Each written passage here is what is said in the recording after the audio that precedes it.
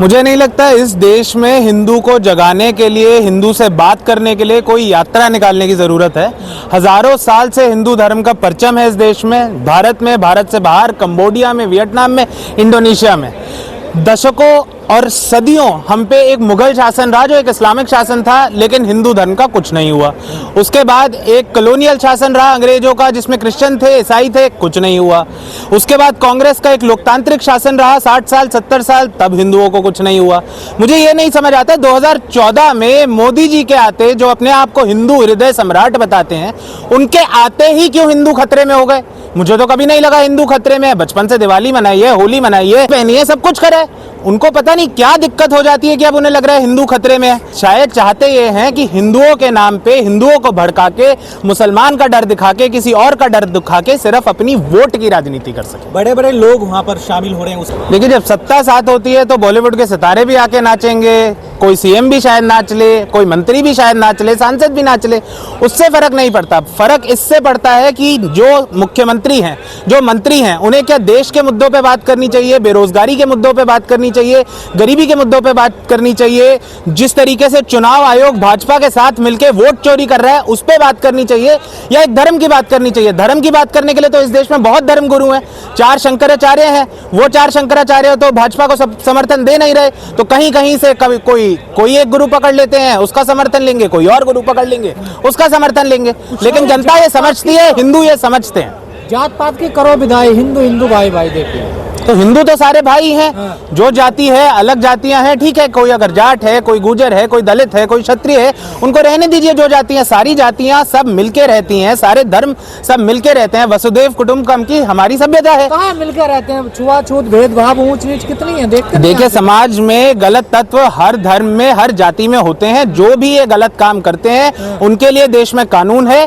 भाजपा के इतने राज्यों में शासन है, वो कानून का राज चलाए। टिका हो नहीं, धर्म असमानता पे मुझे नहीं लगता कोई भी धर्म है, चाहे हिंदू धर्म है, इस्लाम है, कोई भी धर्म मुझे नहीं लगता असमानता पे अपनी वो रखता है बेस। कोई धर्म असमानता पे नहीं है। सब धर्म ये सिखाते हैं सबसे प्रेम करो, सबके साथ मिलके रहो। कुछ जो तत्व होते हैं जो धर्म के नाम पे राजनीति करना चाहते हैं, वो जातियों को और धर्मों को आपस में लड़ाते हैं। भाजपा को लगता होगा हिंदू सोए हुए हैं, मुझे तो नहीं लगता। दिवाली इतने हर्षोल्लास से मनती है, छठी मैया की पूजा इतने अच्छे से होती है, होली बनाई जाती है, राखी बनाई जाती है, जन्माष्टमी बनाई जाती है, मुझे तो कभी नहीं लगा हिंदू सो रहा है। भारत का संविधान तो धर्मनिरपेक्ष है ना। देखिए, बिल्कुल धर्मनिरपेक्ष। तो ये हिंदू राष्ट्र की मांग क्यों? हिंदू राष्ट्र की मांग उन्हें इसलिए करनी है क्योंकि बात यह है, भाजपा की और आरएसएस की जो राजनीति है उसका बेस है मुसलमान से नफरत।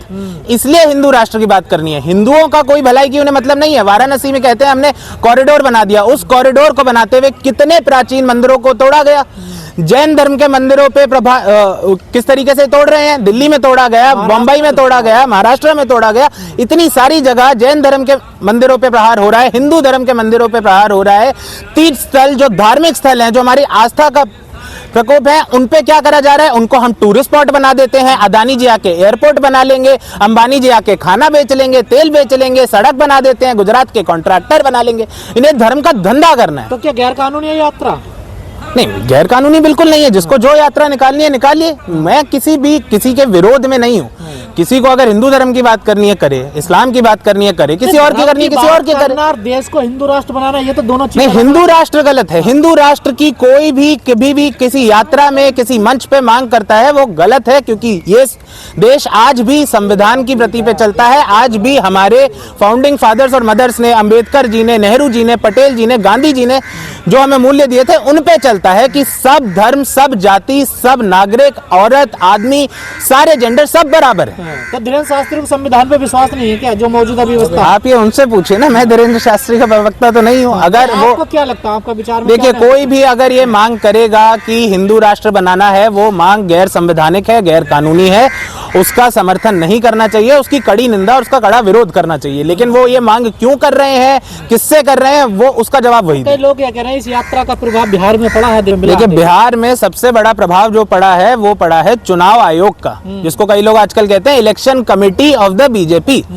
जब आप मुझे एक चीज ये बताइए, 6 अक्टूबर 2025 में जब फाइनल SIR रोल हो गया, उसमें उसके बाद एक मतदाता ना जुड़ सकता है ना कट सकता है। मुख्य चुनाव आयुक्त ज्ञानेश कुमार ने कहा कि 7 करोड़ 42 लाख मतदाता हैं। फिर 11 नवंबर को जो प्रेस रिलीज आता है इलेक्शन कमीशन का, उसमें कहते हैं 7 करोड़ 45 लाख थे। ये 3 लाख मतदाता कहां से आ जाते हैं? कहीं वही वाले तो नहीं है जो ट्रेनों में बैठ बैठ के भाजपा का गमछा पहन के उत्तराखंड से, हरियाणा से, गुजरात से, कहां से लाए जा रहे थे? चुनाव आयोग ने जिस तरीके से पक्षपात करा है बिहार के चुनाव में, बिहार की जनता ने देखा है, देश की जनता ने देखा, और अब देश इसका जवाब देगा। देश की जनता सड़कों पे आएगी और अपनी आवाज उठाएगी। गड़बड़ हुई है, धांधली हुई है चुनाव में, जाहिर सी बात है हुई है। मैं बिहार में खुद 2 महीने था, बहुत सारे पत्रकारों से, वहां के लोकल पत्रकारों से बात करी, राष्ट्रीय पत्रकार जो दौरों के लिए आ रहे थे उनसे बात करी, भाजपा के पॉलिटिशियन से बात करी, नेताओं से बात करी, कांग्रेस के नेताओं से बात करी, चाय वाले से, किराने वाले से, सिगरेट वाले से, अंडे वाले से, सबसे बात करी। और मुझे क्या लोग बताते थे, टाइट कॉन्टेस्ट है, आरजेडी सबसे बड़ी पार्टी उभर के आएगी, कांग्रेस इस बारी ज्यादा मजबूती से काम करेगी, सदाकत पे जितनी भीड़, सदाकत आश्रम कांग्रेस का, जिनको ना पता हो, कांग्रेस का कार्यालय है प्रदेश का सदा, और बहुत अच्छा इतिहास है उसका। कभी आप लोग से मेरी एक अनुरोध रहेगा कि इस पे भी वीडियो बनाइएगा कि किस तरीके से देश के पहले राष्ट्रपति राजेंद्र प्रसाद ने अपना खुद का घर, अपना बंगला दान किया ताकि कांग्रेस पार्टी का कार्यालय बन सके। उसी को सदाकत आश्रम कहा जाता है। सदाकत आश्रम पे कभी इतनी भीड़ नहीं थी पिछले बहुत वर्षों में जितनी भीड़ अब दिखने लगी। कांग्रेस ने अपनी तरफ से मेहनत करी, आरजेडी ने करी, मुकेश सहनी जी ने करी, सारे गठबंधन के, महागठबंधन के, इंडिया अलायंस के साथियों ने करी। यही पत्रकारों को दिख रहा था, यही देश की जनता को, बिहार की जनता को दिख रहा था। लेकिन जब रिजल्ट, एक बारी बात सुनिएगा, लेकिन जब रिजल्ट आता है तो क्या होता है? 205। अरे भाजपा के खुद के लोग अचंभित थे, 205 कहां से आ गए? जिस तरीके से रिजल्ट आते जा रहा था, सुबह क्या शुरू हुआ था कि आरजेडी 80 सीटों पे चल रही थी, गिरते गिरते गिरते गिरते 25 पे आ गई। एक बारी को तो मुझे लग रहा था कहीं 500 सीटें ना निकाल, 400 पार यहीं से ना हो जाए। 243 सीटें हैं वैसे विधानसभा में। संजय यादव को कहा जा रहा बड़ी मेहनत करी है लालू के परिवार को तोड़ने के लिए इन्होंने। देखिए, संजय यादव ने लालू जी के परिवार में क्या करा है, क्या नहीं करा, इसका मैं पात्र नहीं हूं, मुझे नहीं पता क्या हुआ क्या नहीं हुआ। अगर कोई भी व्यक्ति है जिसने किसी भी परिवार में कोई भी भेंट डाली है तो गलत है, उस परिवार को उस व्यक्ति से किनारे करना चाहिए। पर मुझे नहीं पता कि संजय यादव का और लालू परिवार का क्या रिश्ता है और क्या है। पूरा इसमें श्रेय चुनाव आयोग को दिया जाएगा या फिर महागठबंधन से भी कहीं गलती हुई है कुछ? नहीं, बिल्कुल महागठबंधन से गलतियां जरूर हुई हैं। मैं यहाँ पर खड़ा होकर झूठ बोल रहा हूँ अगर मैं बोलूँ कि कांग्रेस ने, आरजेडी ने, महागठबंधन ने कोई गलतियां नहीं करी। इससे बहुत बेहतर चुनाव लड़ा जा सकता था। इसकी जिम्मेदारी भी, मैं सीधा सीधा बोलता हूँ, इसकी जिम्मेदारी कांग्रेस के, आरजेडी के नेतृत्व पे भी है, उनके कार्यकर्ताओं पे भी है, उनके समर्थकों पे है, उनके वोटरों पर है। लेकिन चुनाव आयोग की अगर धांधली ना होती तो इस तरीके का जो रिजल्ट हमने देखा है, जो 200 पार 400 पार होता नजर आ रहा था, ये नहीं हो सकता था। देखिए, बिहार में जो है जो चुनाव हुआ उसका नतीजा का अंदेशा चुनाव की शुरुआत सुगबुगाहट से ही पता चल गया था। किस तरह सरकार जो है सारे सिस्टम का दुरुपयोग करके, धन, बल, सिस्टम, पैसा सारा का दुरुपयोग करके सत्ता में आई है। हम उनको बधाई देते हैं कि 5 साल सत्ता चलाएं और जनता को लगातार 5 साल इसी तरह से जो 2014 से लूट रहे हैं, वही स्थिति फिर बिहार की होगी।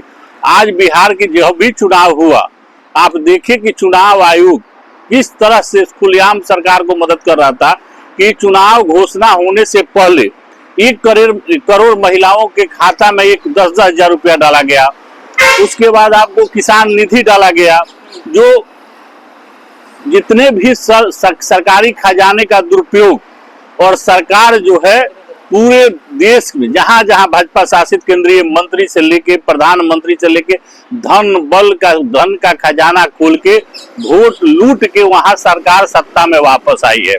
इसके बावजूद इतना बड़ा लंबा संघर्ष, इंडिया महागठबंधन एकजुट होके चुनाव लड़ा, वोट भी काफी मिले हैं। जीत हार चुनाव में मुद्दा होता है, लेकिन जिस तरह से सिस्टम का दुरुपयोग करके सरकार वहां गठबंधन सरकार बनाया है। देख लीजिए, भाजपा का अमित शाह देश के गृह मंत्री थे, लेकिन कंटिन्यू मोरिया होटल में बैठ के सीसीटीवी ऑफ करवा के किस तरह से सरकारी सिस्टम को और संवैधानिक संस्थाओं का धजिया उड़ा रहे थे, पूरा देश ने देखा है। बिहार का विकास होगा, क्यों नहीं आप लोग समझते हैं? बिहार जिस तरह से 2014 से इस देश का विकास जिस तेज गति से हो रहा है, कागजों में सरकारी संपदाओं को बेच के, उसी तरह बिहार पे इनकी नजर थी कि हम एक बार सत्ता में आए तो ये फिर जो है सारे सिस्टम, धन, बल का दुरुपयोग करके बिहार के सत्ता में वापस तो आ गए।